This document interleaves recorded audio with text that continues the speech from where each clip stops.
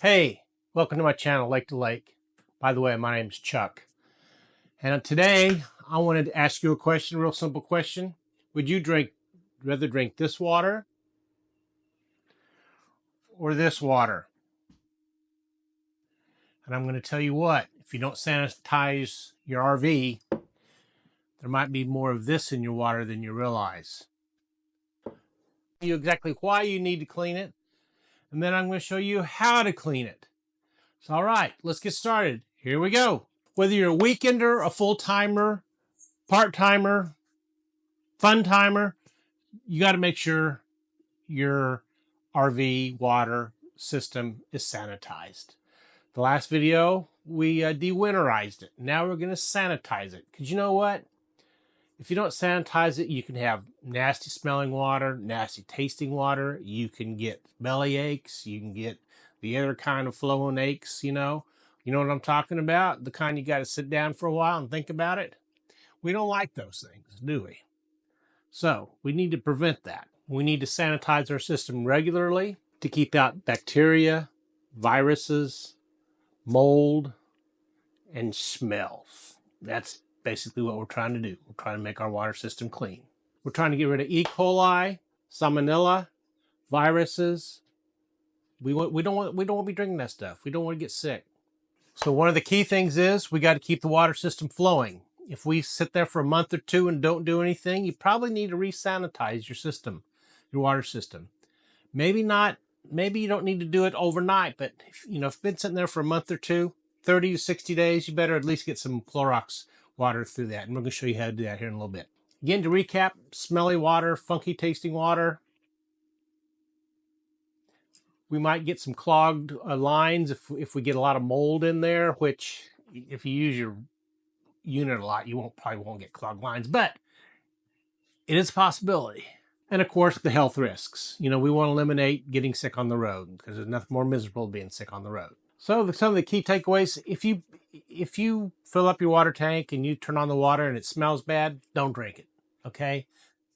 Odors means something's afoul in there and we need to sanitize it. We want to make sure we sanitize it before we go out in the first season. We want to sanitize it if you haven't used it for a month or two. And maybe every 6 months wouldn't be a bad deal. We sanitize ours when we put it in storage and when we take it out of storage. And if we go longer than 30 days, we re-sanitize it because we don't want to get sick. It's really pretty simple. Okay, now we got the whys covered. Now we're going to get the how-tos. Some things we're going to need. Bleach. Regular old Clorox bleach. Or any bleach. That has to be Clorox. Bleach. We got to get a measuring cup. We got to get a garden hose or water hose. A clean water source, which in this case would be my house water. I'm going to hook it up to the spigot outside. We need a clean water source, which in this case I'm going to use my house because I know I got clean water coming out of the spigots. And those are the basic things you need to sanitize your system. Now, here's how you do it. Oh, a couple checklists first. First of all, you do not want to run the Clorox through your hot water system. Through your water heater. Not hot water heater, water heater. I've been corrected so many times, I got to think about it now. So we're gonna shut that off so we don't run the bleach solution through the hot water heater. Next thing you want to make sure is there's no water in the system. So we're going to make sure we drain the holding tank, which in my case it's drained because I de-winterized it, so I know it's pretty much empty.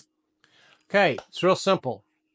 We need to add a 1/4 cup of Clorox or bleach for every 15 gallons of water that we have.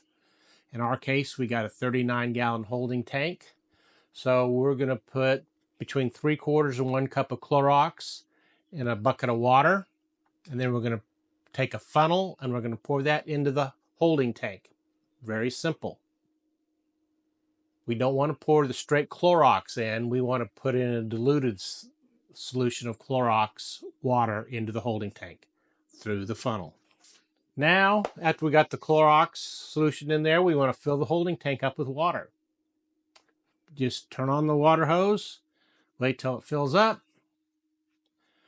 After it's filled up, we'll notice the overflow valves running out, so we'll know the tank's full. Then we turn on the pump, to pressurize the system in the tank, and it's all filled up. Now we're going to run the water through the system. We're going to come up to the kitchen sink. We're going to turn the water on the cold side. We wait till we get a little odor of Clorox or bleach. Then we're going to switch it to the hot.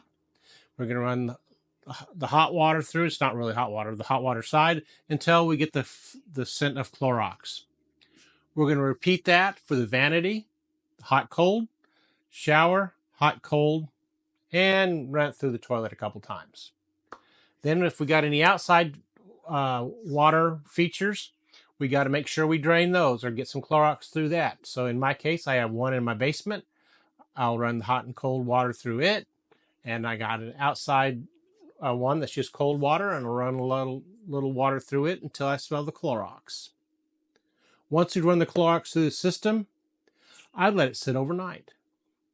And then once I let it sit overnight, I know that sanitizing water solution is throughout the system, and it's getting rid of all the nasty bugs, critters, E. coli, mold, mildew, whatever is in the system. It's disinfecting it, which is what we want. Okay, now that the solution is set overnight, then we drain it. In my case, I just drain it out of my patio and I let it run down the into my yard. There's not enough Clorox there to do any harm to the plants, so I don't worry about it. Actually, it goes into a rock garden, so it's fine by me anyway. Then in my case, what I do is I fill the water tank back up with water, and I run water back through the kitchen sink, hot and cold side. I run it through the vanity, the hot and cold side. I run it through the bathroom or through the shower, the toilet, and the two outside fixtures. I make sure I run it through till I don't smell any more water. Then after that point in time, I pull the plug on the water tank and I drain all the water out. Then I seal it back up after the water's out. Another thing you need to do is you need to replace your filter at the beginning of each season. We got one of those little blue ones. I replace that every year. The other thing you want to do, if you're reusing a garden hose, you want to run some of that water solution through the garden hose. And again, you just put it in a funnel, pour the Clorox solution through the hose, and you're done. Good as new. All right, now you got clean water. Now you're ready to hit the road and go camping. Hope you enjoyed the video. If you like what you saw, give me a thumbs up. If you want, subscribe. Please subscribe. And put some comments. Good video, bad video, too much information, not enough information, too tall, too short. You don't like my shirt? I don't know. Just tell me something. I'm trying to make these better. Only way I can make them better is with your input. Hey, again, I want to thank you for watching. Until we meet around the campfire, y'all take care now. Bye-bye. That's a wrap. Salmonella.